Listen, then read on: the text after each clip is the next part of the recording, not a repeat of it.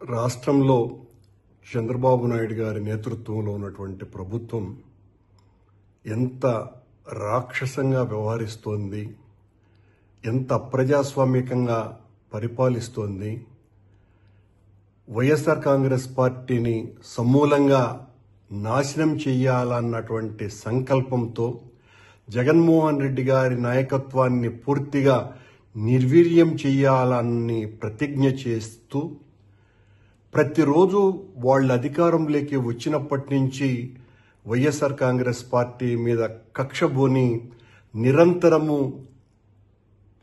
మారణ హోమం జరిపిస్తున్న సంగతి అందరికీ కూడా తెలిసిందే.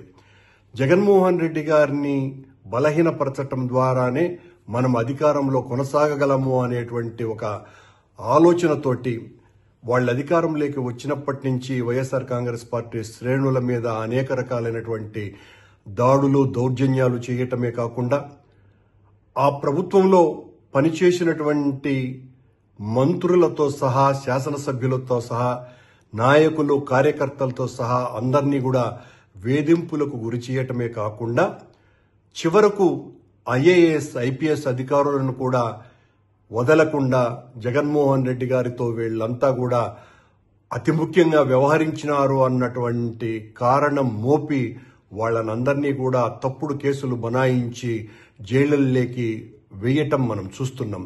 ఇదంతా కూడా తను ప్రజలకు ఇచ్చినటువంటి హామీలను నెరవేర్చలేకపోవటం మూలంగా నెరవేర్చేటువంటి ఉద్దేశం కూడా తనకు లేకపోవటము, సూపర్ 6 అన్నటువంటి పేరుతో హామీలు ఇచ్చి అధికారంలోకి వచ్చినటువంటి చంద్రబాబు నాయుడు గారు, పవన్ కళ్యాణ్ గారు దాదాపు సంవత్సరమైనా కూడా వాళ్ళు పాలనలోకి వచ్చి ఇప్పటి వరకు ఒక్క ప్రజామోదమైనటువంటి కార్యక్రమాన్ని తీసుకోకుండా ప్రజలకు ఇచ్చినటువంటి వాగ్దానాల్ని ఒక్కదాన్ని కూడా సంపూర్ణంగా నెరవేర్చకుండా నిరంతరము డైవర్షన్ పాలిటిక్స్ చేస్తూ ఈ రకంగా ప్రతి నెల అనేక మంది వైఎస్ఆర్ కాంగ్రెస్ పార్టీ శ్రేణుల్ని అధికారుల్ని జైళ్లలోకి పంపే కార్యక్రమాన్ని మనం చూస్తున్నాం.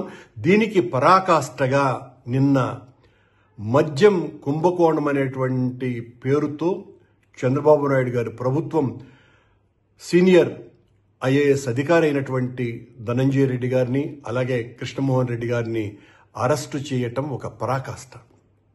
వాళ్ళిద్దరికీ కూడా ప్రభుత్వంలో చాలా మంచి పేరు ఉన్నటువంటి వ్యక్తులుగా వాళ్ళు పేరుగాంచినటువంటి వాళ్ళు.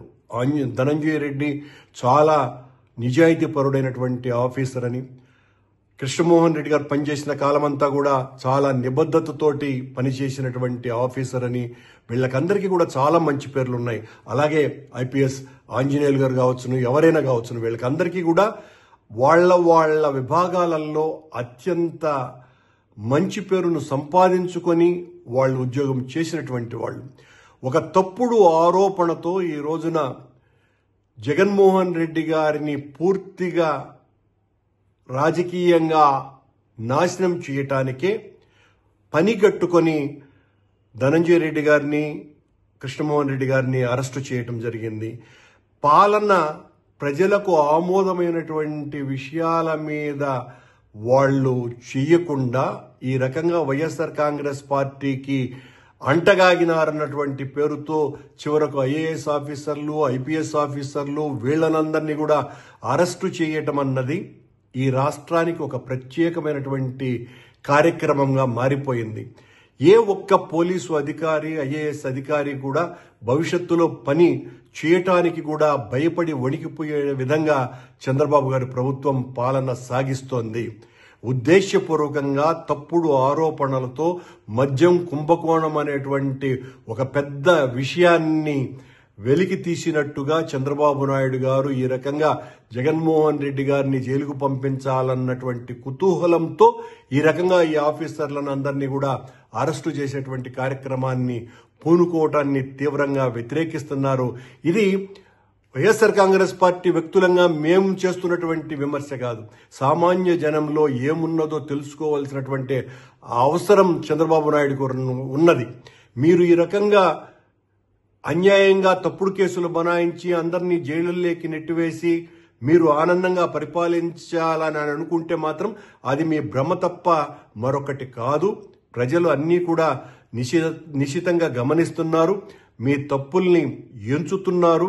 ఆ రోజున శిశుపాలుడి మీద శ్రీకృష్ణుడు తప్పులు ఎంచినట్టుగా ఈ రోజున మీ తప్పుల్ని కూడా ప్రజలు ఎంచుతున్నారు. మీరు ఒక్క హామీని కూడా నెరవేర్చకుండా ఎన్నికలలో లబ్ధి పొందటానికి జగన్మోహన్ రెడ్డి గారి మీద కావలసినంత వ్యక్తిగత పాలనాపరమైనటువంటి దాడులు చేసి ఊహలకు అందనటువంటి హామీలు ఇచ్చి అధికారంలోకి వచ్చిన తర్వాత ఒక్క హామీని కూడా నెరవేర్చకుండా ప్రతి 15 రోజులకు ఏదో ఒక రకమైనటువంటి డైవర్షన్, ప్రజలను పక్కదారి మళ్లిస్తూ వైఎస్ఆర్ కాంగ్రెస్ పార్టీ ప్రభుత్వంలో జరిగినటువంటి అన్యాయాలు ఇవి అని తద్వారా లబ్ధి పొందాలన్నటువంటి రాజకీయ ఆలోచనతో మీ పాలన కొనసాగుతున్నదే తప్ప సామాన్య ప్రజలకు చేయవలసినటువంటి మేలును గురించి ఒక్క క్షణం కూడా ఆలోచించకుండా ఎంతసేపు జగన్మోహన్ రెడ్డి గారిని, వైఎస్ఆర్ కాంగ్రెస్ పార్టీని